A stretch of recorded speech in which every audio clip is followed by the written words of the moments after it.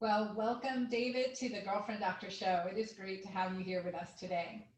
Anna, always great to be on with you. Really love what you're doing and the great content you're putting out. Well, thank you. Thank you. The feeling is mutual. And I'm a fan of your work and your books, and also the integrity with which you do it, the integrity with which you do it. So I think, that's been really inspirational to see, right? When things, we've gone through pandemic times, Yeah. and there's been such a great positivity in your communication, strong faith, and very motivational. So thank you for that work. Well, thank you. That's an honor that you say that. And, I really feel like, just like you said, I mean, we have a lot of chaos going on in our world. And so, as a believer, really need to be anchored into my faith. And, as a influencer, I want to help other people have hope and anchor into the plans that God has for them, because I believe God has great plans for us, even though there's a lot of chaos going on. And so if I can put that message forward and help inspire people, then that's a great blessing. Oh, well, I'm glad you say that. As we talk about this, I think even further, if I can ask, because with a physical practice, when the pandemic hit, like those stores were closed, those were limited, and you think, oh my gosh, what's going to happen? And it's a huge financial strain. And so, Yeah. how did you handle that? Like, how did you navigate that and stay in your positive, or pick, go up and down and continue in this really positive, strong trajectory? Well, absolutely. Well, I mean, especially also when you understand natural health, the way that people reacted to the pandemic was was confusing to me, because I'm kind of in a bubble, where the way that I look at health is that actually getting exposure makes us stronger. It's like this hormesis model. Mhm. And so I was like, yeah, certainly we want to protect people that are vulnerable, people in nursing homes, people that are immune susceptible. But we need to, in a sense, we can't just be scared of germs and scared of bugs and live our life like this, try to cover it up and run away from it. And so I was frustrated, probably like you and many other people in the beginning. But then I just, it was really, I was putting out information that was really coming from my pride. And, God really convicted me of that. And so I really wanted to change my tune to just giving people hope and inspiration and practical strategies and ideas, for what they should be doing to help support their immune system, give them better resilience, give them a better mindset in spite of everything that was going on. Fortunately, in this sort of natural health world, and living in a state that had less, was a little bit more free than other states. I live here in Georgia. It didn't honestly, and I work from home, so it didn't honestly affect my life that much. I was very fortunate and blessed, and there's so many other people that lost their jobs or their businesses and struggled and things like that. I had sold my brick and mortar clinic, and the lady that operates that, she didn't have to close. The clinic is doing great. Fortunately, thank God, and so, but there are so many people that did deal with a lot of setbacks. And so my heart goes out to them. And, I always try to tell people that if you were able to build something successful in the past, you can do it again. Right. And the challenges that we come against, they're there to refine us and to make us stronger. We get stronger through stress. And so don't let it beat you down. There's certain time and place for mourning if you built something great that, unfortunately did come down. But, or, if just your way of life was affected by that, there's a place for mourning. But, we've got to grow through that and, and just challenge ourselves, our mindset, our bodies to become more resilient. And right, I think if there's any blessing that comes out of the pandemic, it's that we need to be more resilient mentally, emotionally, physically. We need to be healthier. As a society, I think we're weak. We're not very resilient. We're weak. Our bodies are damaged. They're overrun with toxins. They're not adapting to stressors very effectively. Our emotions and our mindset, we're not ready for, the challenges of life as well as we should be, as well as many of our ancestors were, because they walked through these things. And so we need to really create an environment where we can become more resilient. We don't get lazy mentally, emotionally, physically, spiritually, but instead we're challenging ourselves and growing and becoming more resilient and adaptable to the demands of our environment. Yeah, there are some things that, one of the things you said is like prideful at the beginning. And it's true. It's like, y'all, if you were just listening to me from the beginning, do what I I'm know. saying, right? You won't get sick. Like our Yep. house, touch wood, thank you, God, has been free of flu, free of Yep. viruses. I did get shingles. I did get like, what the Yeah. heck I was Oh doing. man. I did get that. I think it was hot yoga every day and some, stress, of course. But who Yep. knows? I'm 55, so I was 54 at the time I got shingles during this pandemic. But that was really weird. But I caught it really quickly, nipped it in the bud, did high dose vitamin D, vitamin C, zinc. Valtrex. I mean, I got it covered very quickly, so it didn't really set me out. So I'm very thankful. But still, like with that, it was that. Come on, guys, like here's the immune bundle. Here's the Yeah. here's the steps that we can take. Here's the breakup with sugar. But it's often that times of stress we crave sugar more, and it starts us on this inflammatory cascade. It does start us on this inflammatory cascade. And as you were talking, I was thinking, resilience is so key. And I've had post-traumatic stress and how, like, I talk a little bit how I converted it from post-traumatic stress to post-traumatic resilience, Yeah. right? To post-traumatic growth, even better, right? And I think this, okay, society, come along. These are lessons I've learned the hard way. I don't want you to learn it the hard way. Here's the shortcut. Here's the cliff notes.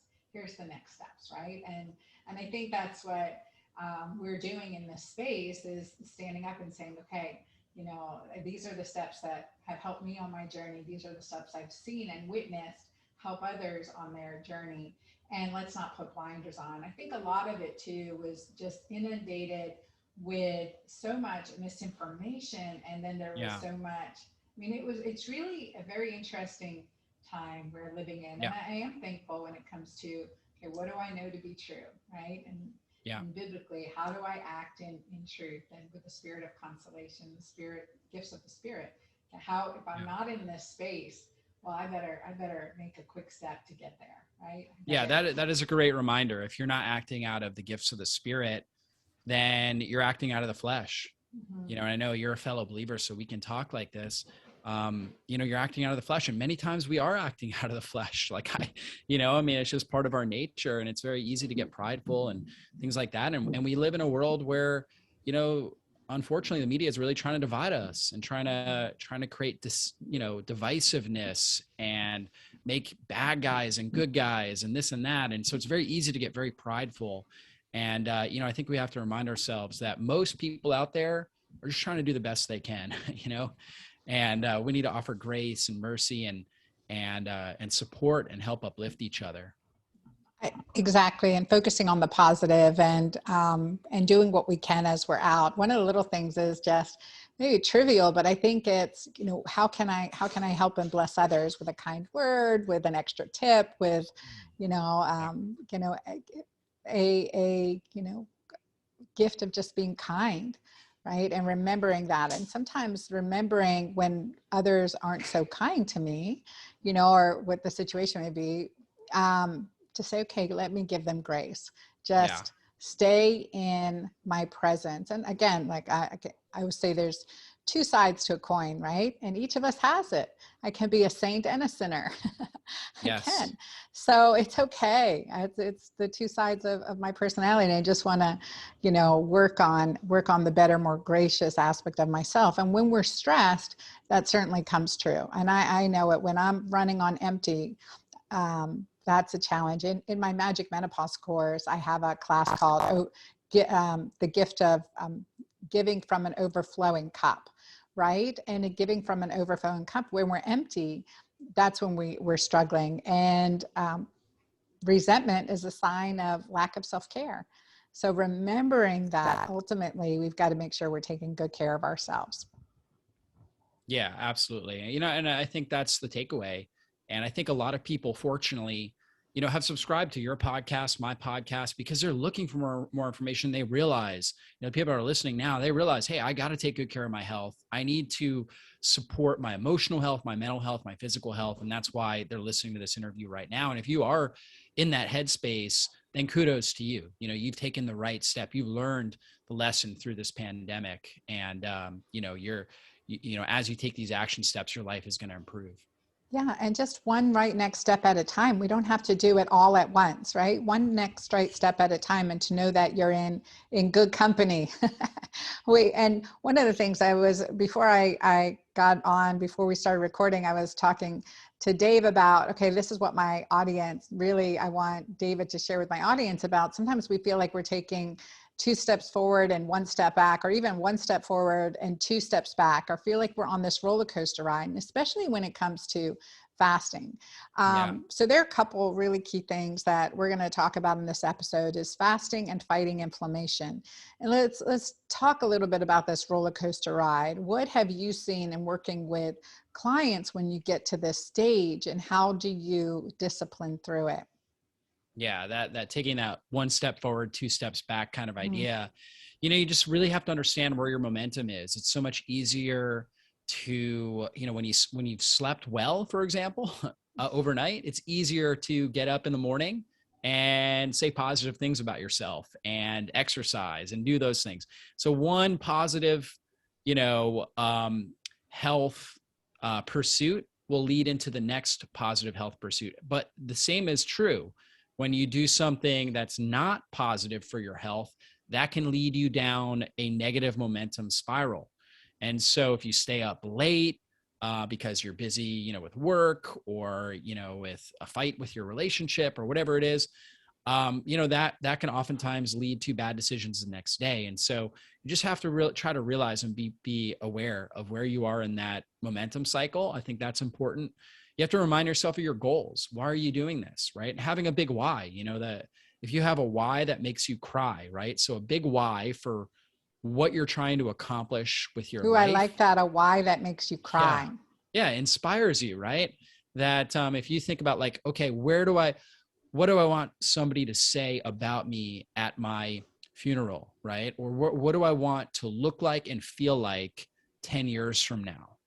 And when you look into the future and you see yourself, right, fit, healthy, strong, modeling health for your kids, your grandkids, whatever it is, healthy emotionally, healthy mentally, happy, joyous, it should almost make you cry, right? Because you are a leader, right? And people want to, be around somebody that's exuding this sort of positivity.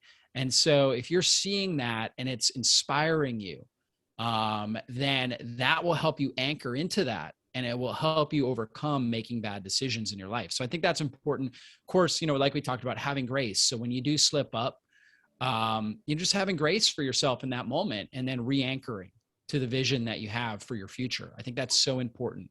And so you have to really have a big why. It can't just be, kind of a number like, hey, I want to lose 20 pounds, or I just want to feel better. I just want to sleep better. I mean, honestly, like that's kind of how a lot of us start. It's like, you know what? I'm tired of not getting good sleep at night. I just want to feel rested.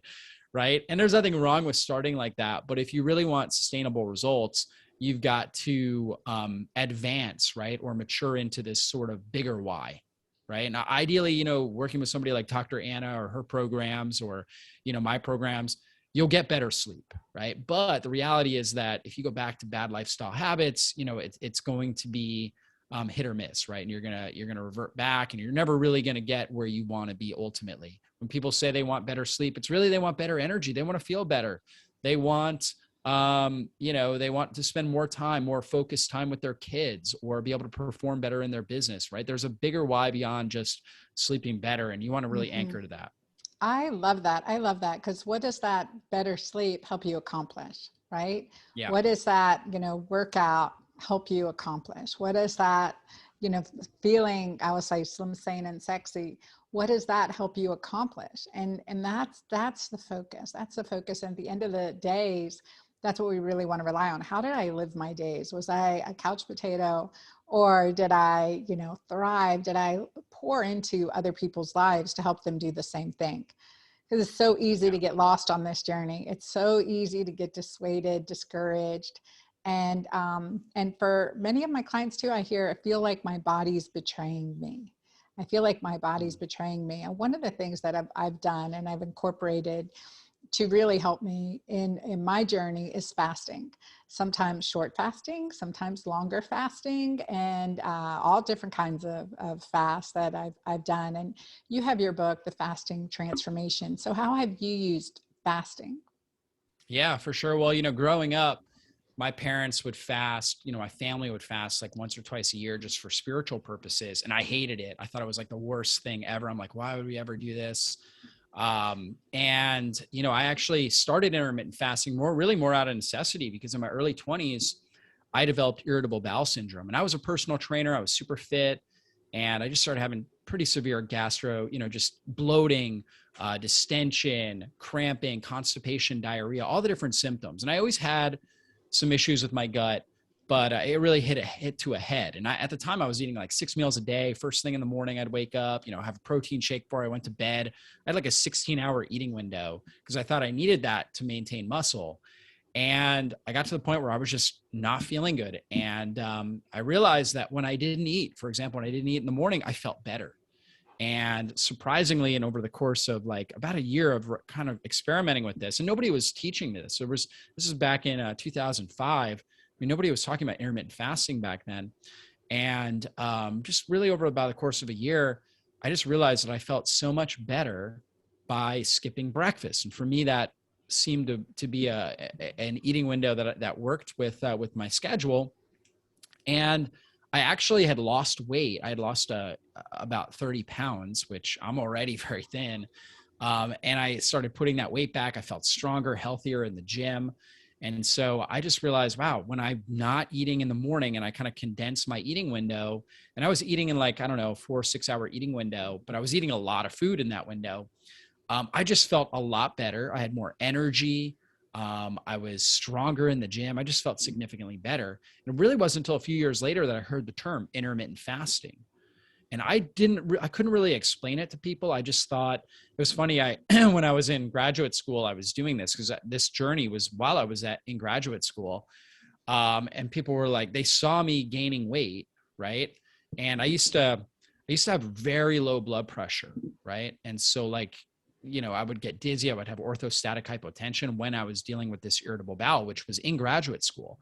And I was taking classes in, visceral physiology, and we would get our blood pressure. We would practice taking a physical exam. And so my blood pressure was really low. And I just thought, nobody really understood what that meant at that time, but it would be like 90/60 or whatever. And my blood pressure started stabilizing. I just felt better. My brain felt better. And all of these types of things. So people were watching this sort of adaptation. And I remember telling somebody, I'm like, I think it's the water. I'm drinking all this water. I would drink like a gallon of water between the time I woke up and the middle of the day, because I didn't even understand the power of fasting. And it wasn't until later that I actually discovered the research behind it. And I was like, wow, this is actually what I was doing and how I came about this. And so intermittent fasting absolutely has transformed my own personal life. And I've seen it help so many other people. And I really think it's inexpensive. Obviously, it doesn't cost you anything. It actually saves you money. I always say it's the most ancient, inexpensive, and perhaps the most powerful healing strategy known to mankind. All of our ancestors fasted because they didn't have refrigerators and pantries. And, for certain seasons of the year, they were very much dependent upon whatever they could find that day to eat. They didn't know where their meals are. And even in some areas in third world countries and things like that, people are still in a place where they don't know if they're going to eat that day. Right. There's places where there's food scarcity like that. And so we are blessed that, in our country, in the United States, and probably if you're listening to this podcast, you don't have to worry about your next meal, right? Like, you've got plenty of food. I've got enough food for a month easily in my house here. Or I could call in and have it delivered. Yeah, or you can have it delivered. Exactly. And so now we need to be a little bit more intentional about it. But this was actually built into our genetic blueprint that we're actually better. Our body is better at adapting to fasting than overfeeding, right? We're much better at adapting to periods of food scarcity than periods where we have massive food abundance. Yeah. And so this is built into our blueprint. Now, just like anything, just like exercise, exercise is a tool. Fasting is a tool to help improve your health. I would never ask somebody who is sedentary or just recovering from an injury, for example, to go out and run a 5K as fast as they can, right? That would, they would hurt themselves. And so it's kind of like that with fasting. We want to build the muscle, build the fitness. And so we find a starting place, and then we just gradually challenge and prime the system. So that way, you're able to gradually adapt into a fasting window where you can get great health benefits. And we'll talk about those health benefits, but also, be able to make it a part of your lifestyle. I always say it's a fasting lifestyle. It's not like the beginning of the year, I do a, 5-day fast or whatever. It's really that's great if you want to do that and you feel motivated and inspired to do it.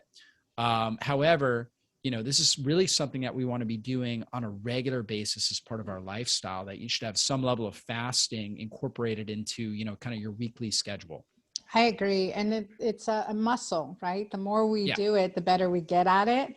And there are some strategies to like not feel like we're being deprived, through it, or really struggle with willpower through it. So what are some of those strategies? For sure. Well, I always say start by changing your nutrition, changing your diet. So if you're eating foods that are processed foods that have a high glycemic index or glycemic load, that is going to throw off your blood sugar. And you want to get your blood sugar as stable as possible. So I always recommend, starting by taking out snacks, and in your meals, you are aiming for roughly around 30 grams of healthy fats and 30 grams of protein. Okay. And if you still have room, you can add in, some healthier carbohydrates, vegetables, lots of vegetables, and maybe some berries and things like that.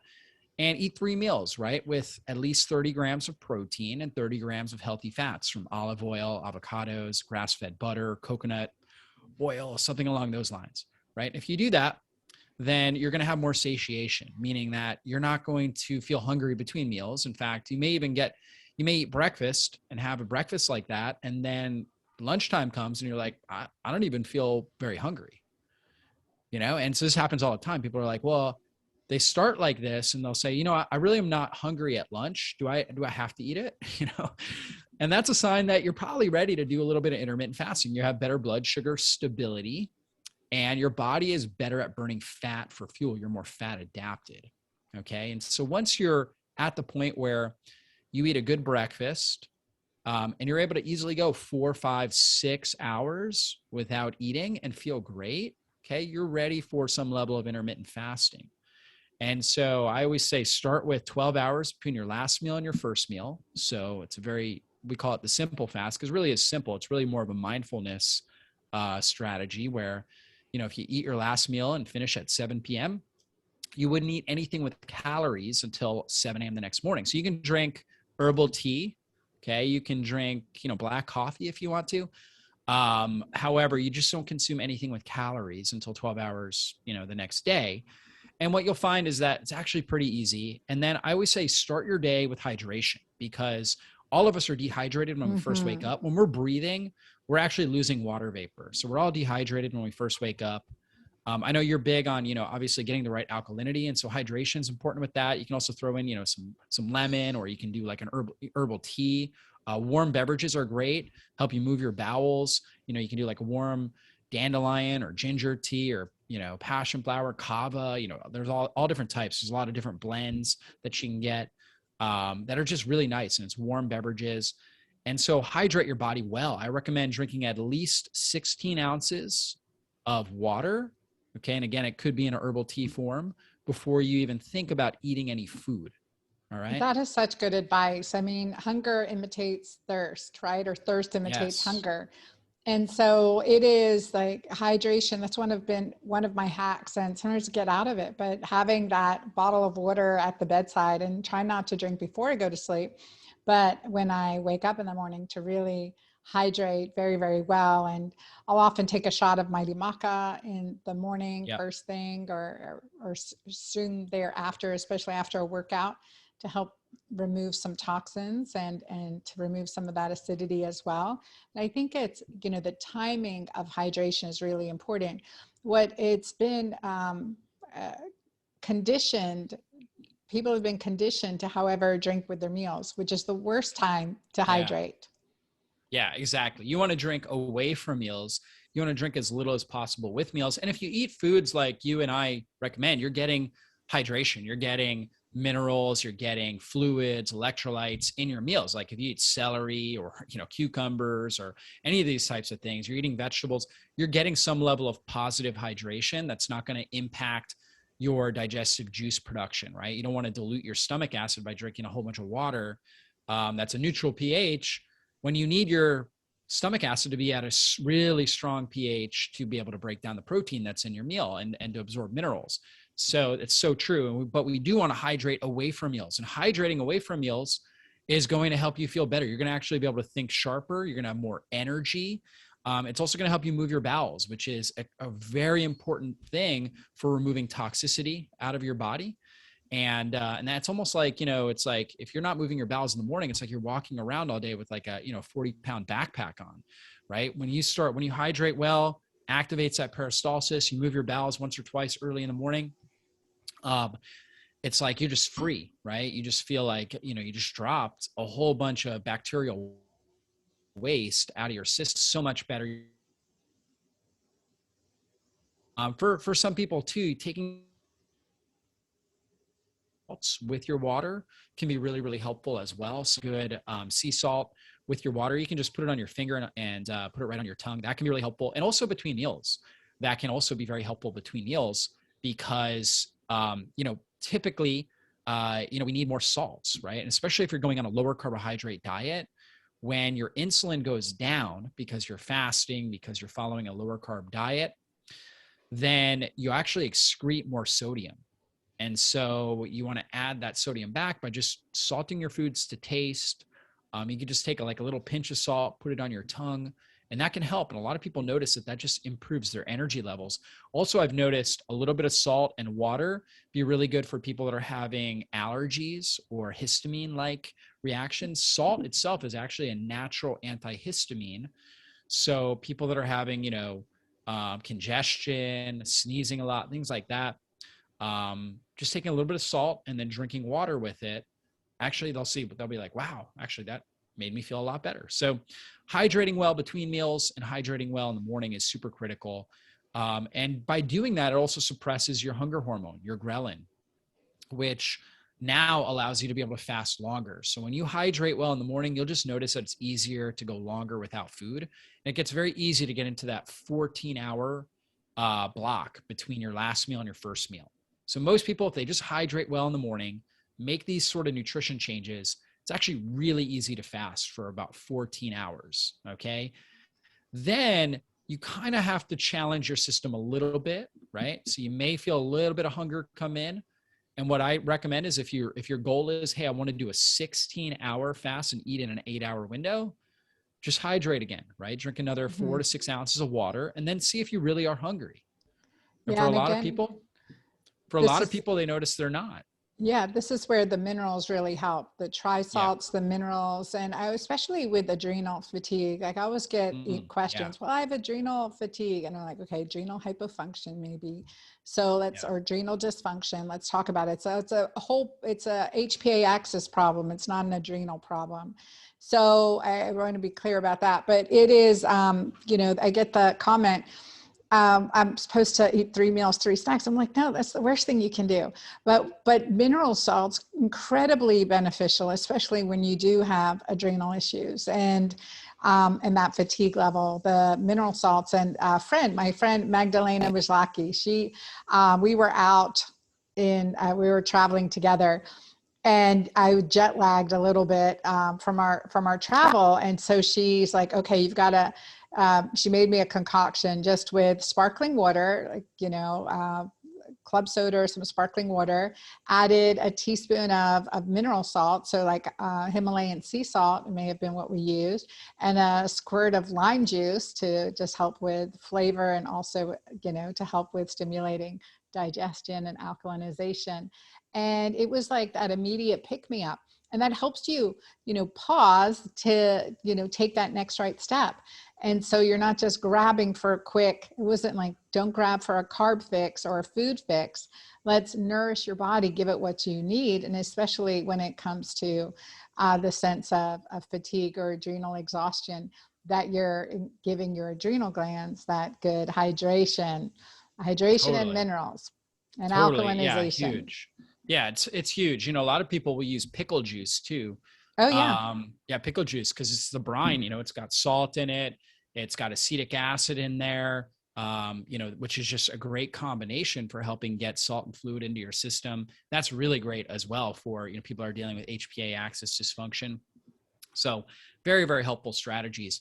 But yeah, once we get into kind of that 14 to 16 hour window, that's a great window, and so you're eating 3 meals in like an 8-hour eating window, or, you can condense it depending on some individuals are able to do large meals, right? And do it very easily because they have good digestive juice production. That's me. Like I can do 1 or 2 meals. And it seems to work great. So I typically do 2 meals usually in a 6-hour eating window. And then 1 day a week. And this is a little bit more of an advanced step, but like once somebody gets really well adapted into intermittent fasting, I'm a huge fan of doing a 1 day a week, a 20 to 24 hour, meaning that it's almost like 1 meal a day, just for one day during that week. So for me, it's usually on Wednesday, I eat lunch and then I fast until lunch on Thursday. And that doing a deeper fast, it's not typically where I start people, but it's, we do it down the road as the body gets more adapted, more fat adapted. And doing a fast like that really helps with higher levels of autophagy and downregulating inflammation in system, right? So when we do that, the body really goes into repair mode when we're doing that 20 to 24 hour fast. And so ketones go way up in our system and the body starts breaking down all these old damaged cellular organelles, bad mitochondria that can't burn fat for fuel. We get rid of those and we replace them with new healthy mitochondria. We get rid of a lot of inflammatory proteins in the system, a lot of senescent or older aged immune cells. We start getting rid of a lot of these things, and it's a great way to really reset your system. And if you're doing that on a weekly basis, you're really resetting your cellular structure over the course of a year. So I'm a huge advocate of that. But, typically where I try to get people is on a daily basis doing at least 14-hour fast and then 16 to 18-hour fast at least 2 or 3 days a week. Okay. And for some individuals, they do better when it's non-consecutive days, like a Monday, Friday, because fasting, like exercise, is a stressor on the system. And if you're very lean, particularly females who are very lean, and they're either females that are dealing with some sort of major chronic illness, or they're living in a moldy home or something like that, they seem to struggle with daily, kind of a deeper intermittent fast on a daily basis, or females that are very lean, they're exercising and they have a stressful life. They're a mom, or they've got a career, or both, or something like that. For those women, I typically wouldn't start them with doing a 16 or 18-hour fast every day. I would do 2 or 3 days a week, kind of see how they adapt to that. If they feel good doing it, then we can experiment with going a little bit further. Yeah, no, and I think it's so important to get into ketosis to help to improve insulin sensitivity. It is game changing for our life. And one of the big things is, I just did this diabetes and pre-diabetes masterclass that's available for during my book launch. And I talk about, risk factors for diabetes. Menopause is a risk factor for diabetes, and your risk is increased if you've had your uterus removed. And even more increased if your ovaries were removed as well.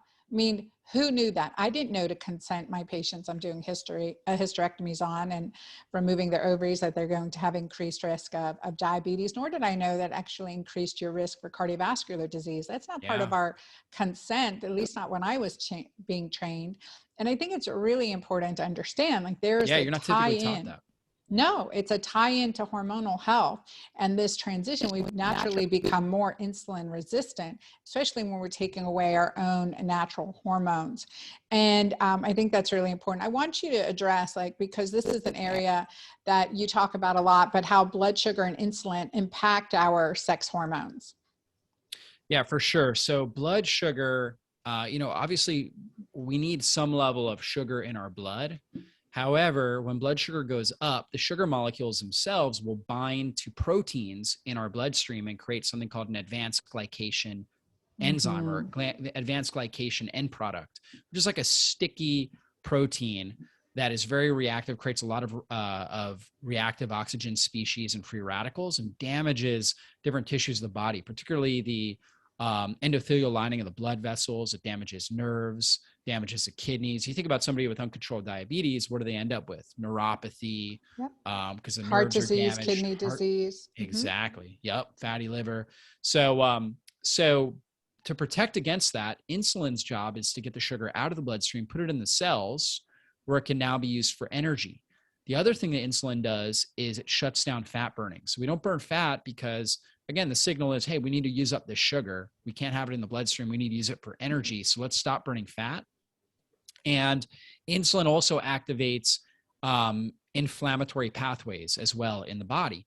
And this makes sense to me because from an ancestral perspective, whenever we eat food, we are actually bringing in pathogens into our system, right? Food is going to have bacteria and potential pathogens in our body. Inflammation is the way that we deal with these pathogens. Inflammation is how our body heals and how it protects from some sort of systemic infection. This is really what killed, it's probably killed more people throughout the history of mankind than anything else, is some sort of bacterial infection getting into our bloodstream and spreading throughout our body, getting into our lungs, causing pneumonia, getting into our nervous system, causing meningitis, right? Even like with COVID, it wasn't the virus that was killing people. It was actually a co-infection where the cytokine storm, the inflammatory storm, damaged the endothelial lining in the lungs, and then bacteria would get into the lungs and cause a bacterial pneumonia. And that's why people die. It's really the bacteria, because their job is to break down decaying matter. And if they see our body as decaying matter, they're going to try to break it down. And so inflammation is our adaptive response to that. So inflammation is a life-saving and healthy thing.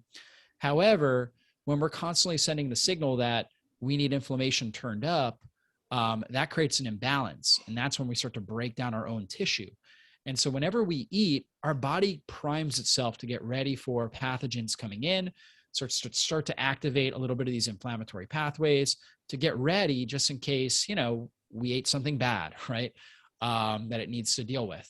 And so insulin helps trigger that pathway, because when we eat food, even if it's like just straight fat, there's going to be some level of insulin release.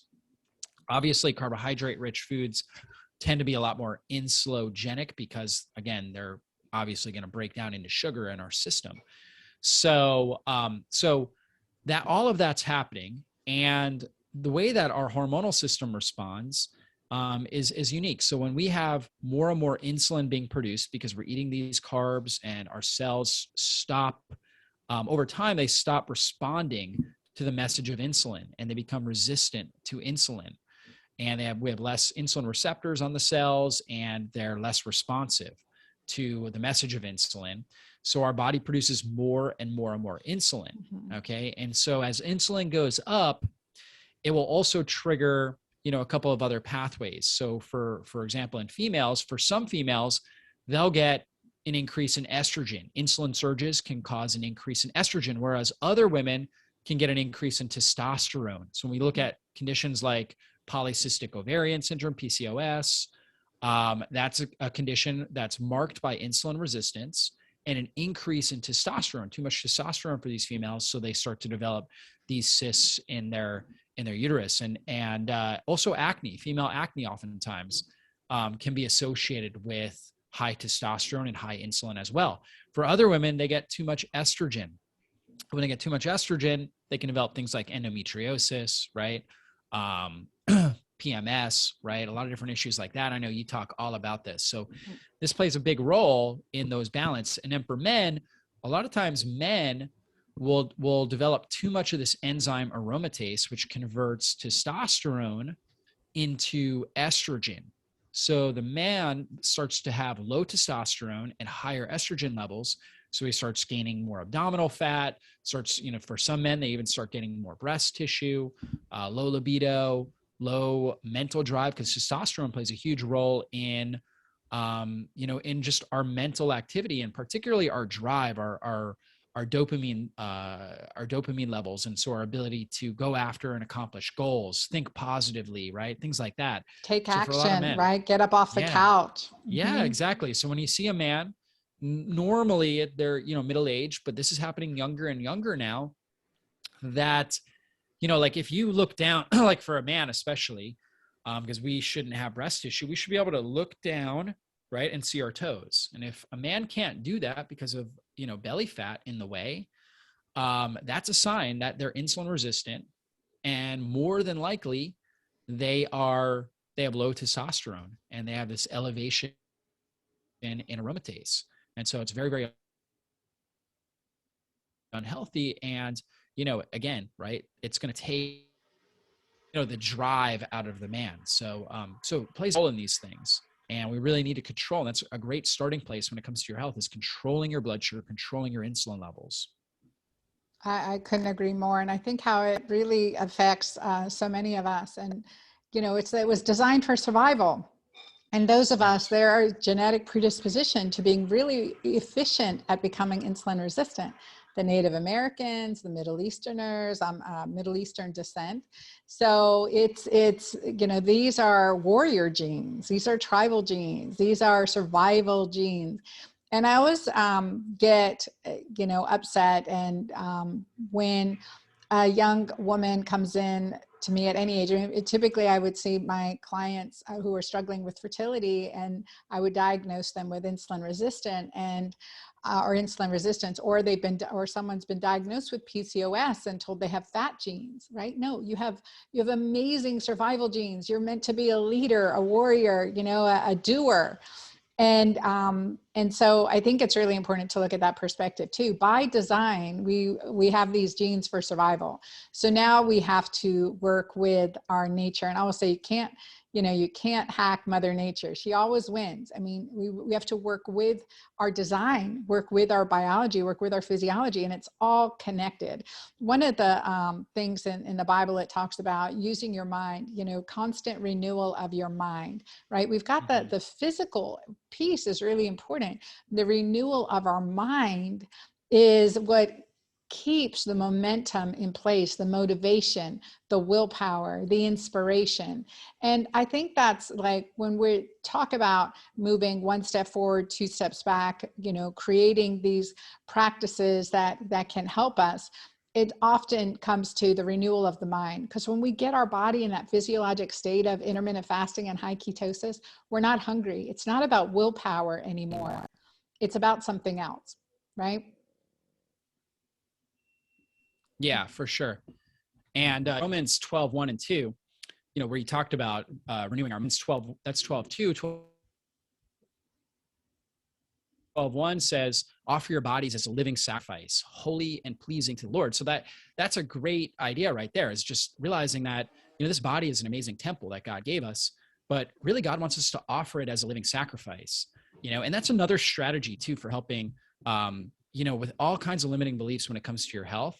For example, a lot of people, they have a limiting belief that, well, I mean, there's some truth to it, that eating healthier, right, or eating healthy foods, if I'm choosing organic, that it's going to cost more.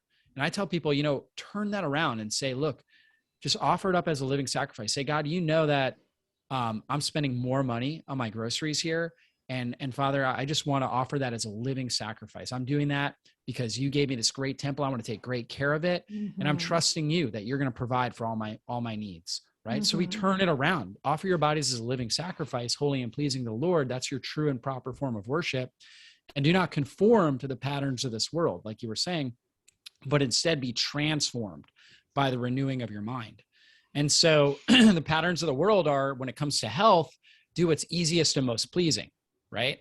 Go to the McDonald's drive-thru because it's easy. You don't even have to get out of your car.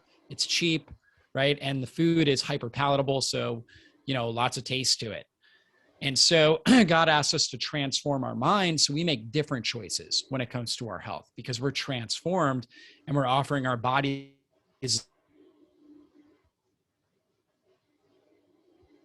sacrifice.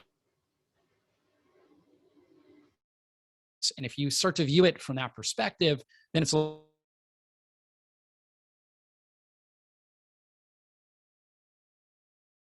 art will provide for all of your needs, and he'll help when it comes to providing teachers like you, Anna, Dr. Anna, and those of you that have found her podcast to help guide you along the way, resources, help lead you to the right, supplements and the right accountability partners and things like that. They're going to help you accomplish your goals. Yeah, no, I so agree. I like that, the constant renewal. I was reading, there's a great book called Sparkling Gems, and it goes back to the original Greek or the original translations. And the word for temple actually translates into cathedral, so a cathedral of our spirit. Our body is the cathedral of our spirit. That's a bigger visual for me, being from a very Catholic tradition, but looking at cathedrals and Catholic Church. Okay, I've got a cathedral, and constant renovation needs to happen so that it stays strong. And you have to be accountable. You have to be accountable to yourself and others. And so I think that especially in transformations, and when we're working in fasting, when we're working groups, certainly with your book, The Fasting Transformation, with my books and my new book coming out, Menu Pause, let's do it in groups. Let's do it together. Let's have this accountability. Let's support each other, because we know that, we're going to have weak moments. So let's be, open, let's be authentic, and let's work together. Let's do this together. So I think that community piece is so powerful. I could talk to you forever, David. Thank you so much for being here on the Girlfriend Doctor Show and sharing your wisdom and your light. Tell our audience how they can get a hold of you. For sure. Well, you can find The Fasting Transformation on Amazon or wherever books are sold. So you can check that out. That is an amazing book. I really go through all the science on how fasting impacts cancer, neurodegenerative conditions, autoimmune conditions, leaky gut. We go through the mechanisms, the science behind it. And I talk about all different types of fasting strategies. Intermittent fasting, which is what we focused on today, but we talk about partial fasting, extended fasting, what to expect. Like, for example, on a 5-day water fast, we have a whole chapter on what to expect as you're going through that process, how to troubleshoot. We also go through toxins, right? And how to deal with both exogenous and fat cell induced endotoxicity, as well as gut induced endotoxicity that you may deal with when you're doing a fast, and how to best deal with those things. And so it's a great book. I really think it's the best book on fasting. So it's The Fasting Transformation. Of course, you can find me on my website, drjockers.com. And also my podcast, where Anna, your interview is about to come out, and probably will by the time this comes out. That's that's the Functional Nutrition Podcast. So check that out. I love it. Thank you, you guys. Dr. David Jockers. This has been great, insightful information. Definitely help us understand and be committed to more fasting. And remember, it's always, it's a process, and doing it in community makes a big difference. So I am grateful for all of you being here with us today in the Girlfriend Doctor Show. Please give us a rating and subscribe to the show so you know when our next one is going live. I look forward to seeing you. We are about, oh my goodness, I almost let you get away without my, oh my gosh, you guys, we are not over yet. I did not do my rapid fire questions. This has become a favorite for my audience. All right. So with all of this, what is your favorite food, David? Favorite food? I love dark chocolate. That's a good one. What's your favorite drink or cocktail?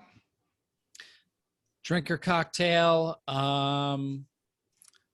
It's a good question. I like Cavitas. I don't know if you ever heard of that. I don't drink that much, but when I do, we have Dry Farms red wine that I'll drink a little bit of that. Yep.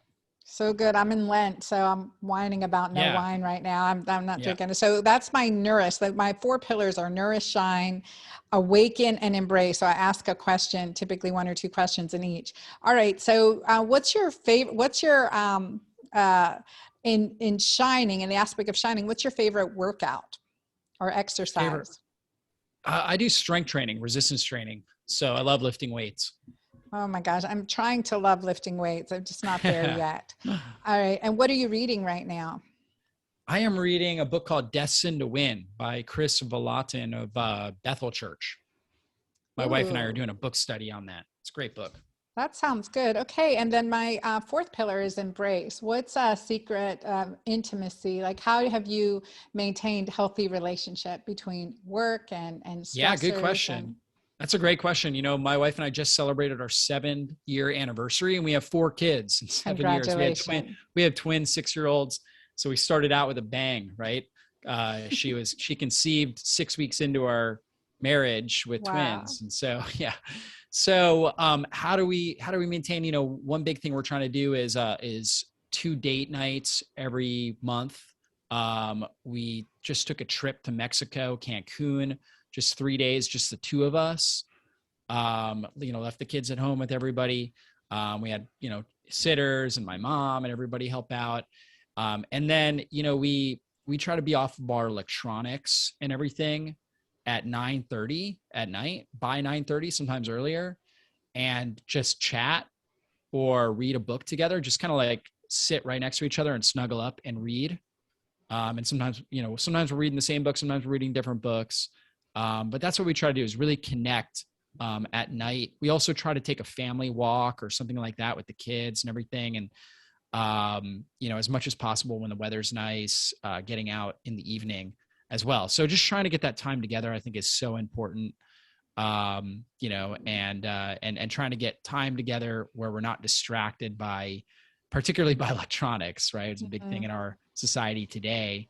And then, yeah, just trying to do things together. I think that's huge. That's good. And I like the concept of date nights. I like to call them play nights, you know, like Yeah. having that playtime together too. All right. So final question. What's your favorite sexual position?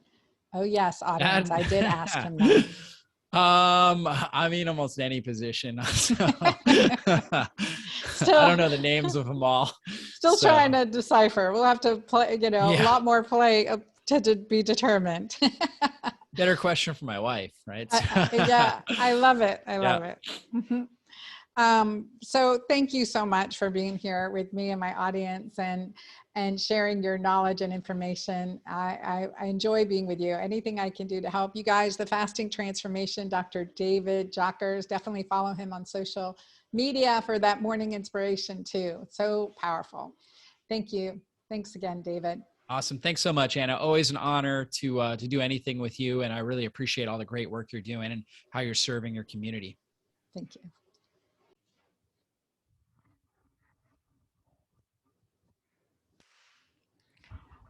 This is recording the intro.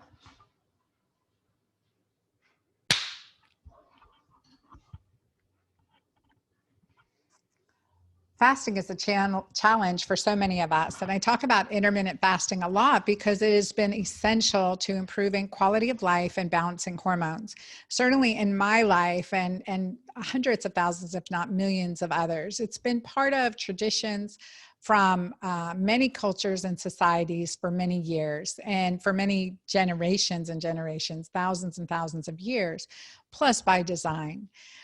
It is often a challenge for us to get into the state of fasting and to feel comfortable at it. But I like to say fasting is a muscle that needs exercise. So be patient. You continue to learn and grow from the ability to fast and persisting in it. Fasting does more than work on our body and our physiology. It works on our mind and our emotions, and it can be a powerful transformational tool. Through my life and certainly my journey, I've used fasting for meditation. I've used it to get a higher spiritual connection and clarity. My way, the keto-green way, is essential before I speak or have a challenging event. I want to be as clear as possible. So I want to make sure I'm in ketosis, but with an alkaline, an alkaline base, alkaline physiology too. And this combination has been game changing for me. You guys, if you haven't gotten my books, definitely, all of them are amazing. And Menu Pause is coming out April 12th. So be sure to grab your copy of Menu Pause with all the pre-order bonuses, and information on that is at dranna.com. So encouraging you to join me in taking the next right step as we pause certain things that are no longer serving us in our lives, and from food to toxic thoughts and to patterns. So with that, I wanted to bring in a fellow expert on fasting that has been in this space for quite a long time and is really inspirational. A fellow Georgian, I can still call myself a Georgian. I was in Georgia for 26 years. Okay, I'm in Texas now.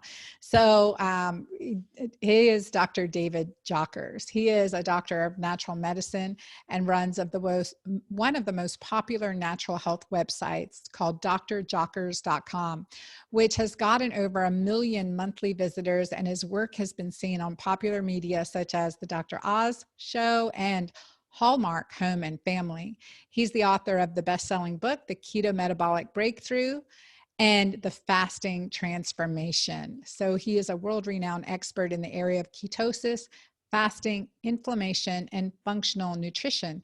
He's also host of the popular Dr. Jockers Functional Nutrition podcast, for which I've also been a guest.